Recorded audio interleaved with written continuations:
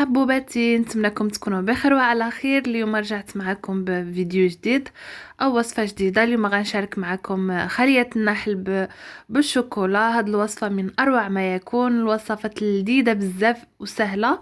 في المقادير ديالها غنحتاجو كاس ديال الحليب، عندي كاس ديال الماء بطبيعه الحال يكونوا دافيين، عندي نص كاس ديال السكر كيبقى على حسب الذوق ديالكم، عندي كاس ديال الطحين اللي غادي نبدا به في الاول، مغروفه ديال الخميره ديال الخبز، مغروفه تكون كبيره، عندي نص كاس ديال الزيت،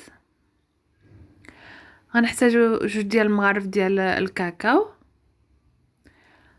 واحد سكر فاني كيبقى اختياري، سكر فاني يعني ممكن تضيفوه، عندي واحد الخميره ديال الحلوى بوزن 8 غرام، وقبيصات ديال الملح اللي كنعرفوا يعني ضروريه في اي وصفه، والطحين هنايا الكميه اللي غتجمعنا العجينه ديالنا. خليكم معايا باش تشوفوا الطريقه ديال التحضير. واول حاجه نبداو بها كاس ديال الحليب، غادي نخلطوه مع كاس ديال الماء. دائما العبار يكون بنفس الكاس، كاس ديال العنبه او ديال الشاي، نص كاس ديال السكر. انا نقصت شويه على نص كاس. السكر كيبقى على حسب الاختيار ديالكم والذوق ديالكم. غادي نخلط هاد المكونات، درت لهم هنايا مغروفه كبيره ديال الخميره ديال الخبز، وغادي نخلطهم مزيان مع يعني نخلط الخميره مع السوائل ديالنا ضروري كيكونوا دافيين شي شويه.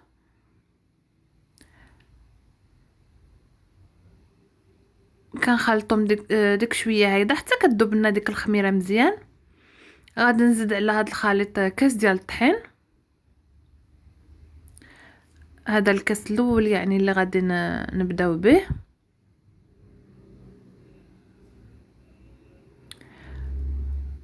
وصفه سهله بزاف يعني دغيا كتوجد وكتجي لذيذه، يعني من اروع ما يكون، غادي تعجبكم انا متاكده. هنا الخليط ديالي غادي نخليه يرتاح واحد 10 دقائق. من بعد ما الخليط ديالنا كيطلع شي شويه خمر، يعني واحد 10 دقائق، ضفت عليه هنايا نص كاس ديال الزيت، وزدت واحد سكر فاني اللي قلت لكم كيبقى اختياري، يعني العجينه اصلا غادي تكون بالمذاق ديال الكاكاو. وغادي نزيد كاس ديال الطحين،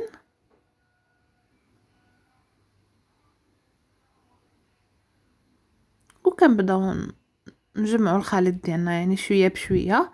زدت هنايا خميره ديال الحلوى ديال 7 غرام او ديال 8 غرام،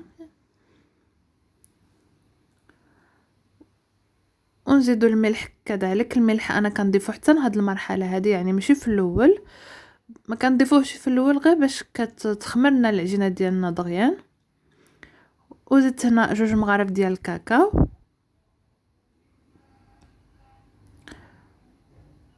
ونخلطوا العجينه ديالنا يعني بطريقه سهله.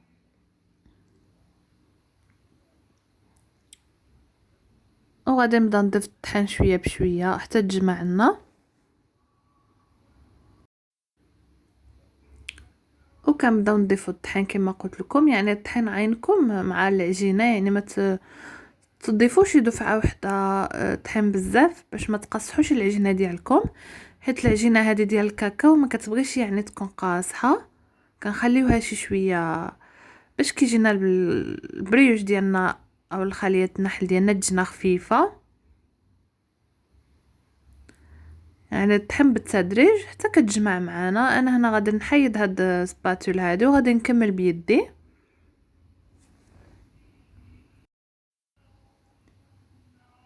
نكملوا بيدنا غير باش كنحسوا بالعجينه اكثر وكنعرفوها، يعني واش الطحين بركه عليها. هنايا صافي العجينه ديالي جمعتها كما شفتوا، واخا تبقى كتلصق شي شويه في اليد يعني ماشي مشكل، ما خصكمش تقصحوها بزاف. هنا دهنتها بشويه ديال الزيت، وغادي نخليها تخمر مزيان حتى يتضاعف الحجم ديالها، عاد نخدموا بها، يعني نخليوها في شي موطع دافي.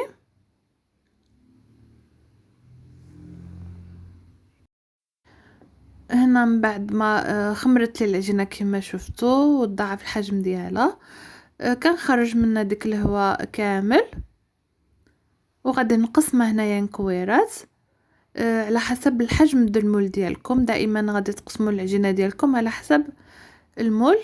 انا تقريبا هنا غادي نقسمها 20 كويره هكذا صغيره. بالنسبه للعجينه ضروري خليوها هكذا كتلصق شي شويه في اليد. الا عذبتكم دهنوا يدكم بشويه ديال الزيت. هنا قسمت العجينه ديالي كما شفتوا. انا غادي نستعمل هذا المول هذا اللي فرشته هكذا بورق الزبده، وغادي نعمر هاد البريوش ديالي بالشوكولاته ديال الدهن. ممكن تعمروها بالفروماج او باي حاجه بغيتو، بكونفيتور. انا حيت الخليه ديال النحل اللي عملت معكم اليوم بالشوكولا، فغادي نعمرها بالشوكولاته ديال الدهن كما شفتوا الطريقه. وغادي نشد مزيان ديك الكويره ديالي، غادي نغلق عليها مزيان باش ما تخرجناش الشوكولاته. طريقه سهله جدا هاد خليه النحل، وكتجي من ألذ ما يكون. شهده ولا خليه النحل سميوها كما بغيتو، او بريوش. مي صراحه غير الا جربتوها غادي ترجع عندكم معتمده، حيت فعلا كتجي سهله. وكما شفتوا العجينه يعني ما فيها لا زبده لا بيض، يعني عجينه اللي سهله جدا، المكونات ديالها بساطين. غادي نبقى مستمره، يعني نحاولوا ديك الكويرات يكونوا الحجم ديالهم بحال بعضهم. كما قلت لكم دائما على حسب المول ديالكم. ممكن تعملوا مول اللي هو دائري او لا مربع بحال اللي استعملت انا اليوم، يعني نتوما على حسب الشكل اللي بغيتو. كنطلق شويه الكره ديالي هكذا في يدي، وكنعمل شويه ديال الشوكولا في الوسط،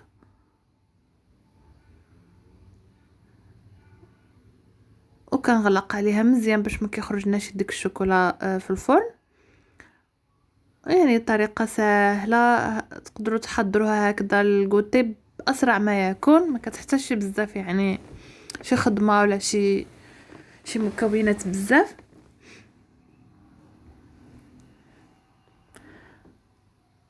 كنبقاو مستمرين هكذا بهذه الطريقه. وما تعملوها في المول دائما ما تدحسوهمش بزاف، لان هما راه باقي كنخليو العجينه ديالنا تخمر شي شويه. هنا من بعد ما ساليت الصينيه ديالي كما شفتوا، غادي نخليهم يرتاحوا شي شويه، عاد غادي ندخلهم من الفرن على عافيه مهيله. وهنا من بعد ما خرجتها من الفرن انا زينتها بخطوط من الشوكولاته البيضاء وشوكولاته سوداء، هكذا خطوط فقط ديال الشوكولا. وزينت هكذا بشويه ديال اللوز ايفيلي. ممكن تخليوها هكذاك طبيعيه كتجي غزاله كتجي مزيونه، او ترشوها بسكر كلاصي من الفوق، يعني على حسب اللي بغيتو التزيين ديالها.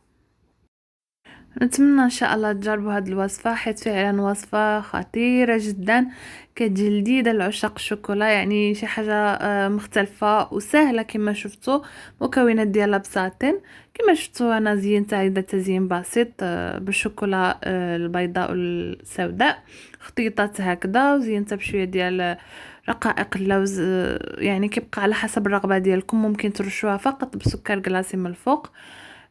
ضروري طبعا كتزينوها حتى كتكون بردت معكم، يعني ماشي وهي سخونه، كتكون خفيفه وكتجي يعني بحال الريشه كما كنقولوا. وصفه يعني رائعه جدا. انا قبل ما نطيبها نسيت ما ذكرتش معكم هاد الملاحظه هذه. قبل ما نطيبها ما دهنتهاش، يعني ما كدهنوش هاد خليه النحل بالبيض، لان اللون ديالها كما شفتوا ما كتحتاجش تدهن. فقط دهنتها بشويه زبده مذوبه، كيبقى اختياري، يعني ممكن ما تدهنوهاش. هاد الخطوه هذه ممكن ما تضيفوهاش. نتمنى ان شاء الله الوصفه اليوم تكون نالت الاعجاب ديالكم وتجربوها، وما تنساوش تخليوا لي اللايك واشتركوا في القناه ديالي. اللي باقي ما اشتركش يشترك باش يبقى يوصلوا جديد الوصفات ديالي. انا هنا قطعت معكم الشهده ديالي باش تشوفوها كيف جات. واحد العجينه اللي خفيفه بزاف، يعني واحد الطراوه فيها رائعه. وكما شفتوا كيف كتجي من الداخل ديالها ديك الشوكولا كيجي هكذا دايب. نتمنى ان شاء الله تجربوها، وانا متاكده غادي تعجبكم.